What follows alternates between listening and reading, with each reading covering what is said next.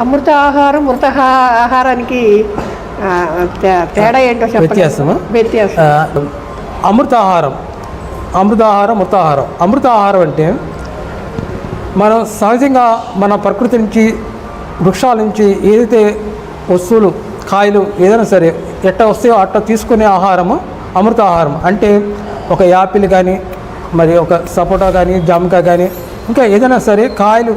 అసలు మానవ శరీర నిర్మాణంలో ధాన్యపు గింజలు లేవు. గింజ ధాన్యాలు మనిషి ఆహారం గ్రూపులో లేవు. కాకపోతే మనిషికి ఇవన్నీ సర్దుబాటు కాక గింజలు కూడా తినటం అనేది అలవాటు చేసుకున్నాము మనకి ఆహార అవసరాల కోసము. అది వేరే విషయం.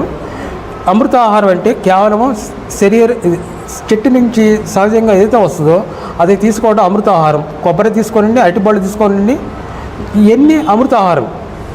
తర్వాత మృత ఆహారం అంటే మనం ఎప్పుడైతే స్టవ్ మీద ఉడికిచ్చి వేడి చేసి వండుకొని తీసుకున్న రోజువారీ చేసే ప్రక్రియ ఏదైతే ఉందో సర్వసాధారణంగా అది మృతాహారము.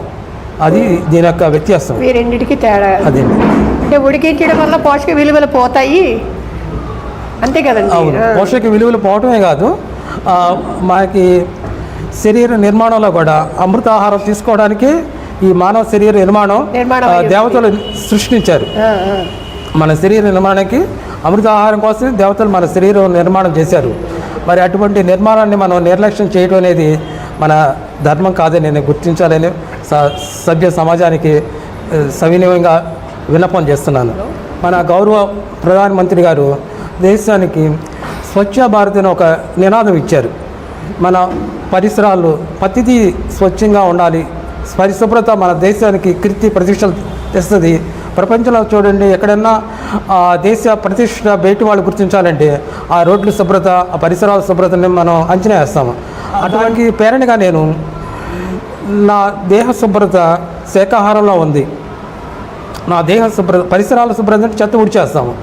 శరీరంలోకి ఏదో ఒక చెత్త ఆహారం వెళ్తుంటుంది, ప్రకృతి విరుద్ధమైన ఆహారం ఇచ్చి అపశుభ్రత చేసి బయటైతే నేను ఊడ్చుకుంటున్నాను అని అనుకుంటే అది అపోహ మాత్రమేను. అందుకని నా దేహ శుభ్రత శాకాహారంలో ఉంది, నా మనసు శుభ్రత ధ్యానంలో ఉంది. మనసు శుభ్రత ఎంతో ప్రాముఖ్యమైనది. ఈ మనసు శుభ్రత అనేది అత్యంత విలువైనది. ఇదంతా ఆ విలువకి ఏది కూడా మనం పోల్చలేము. అందుకని మనసు శుభ్రత ధ్యానంలో ఉందని నేను గుర్తించి మా నినాదంలో నేను ప్రచారం చేస్తున్నాను.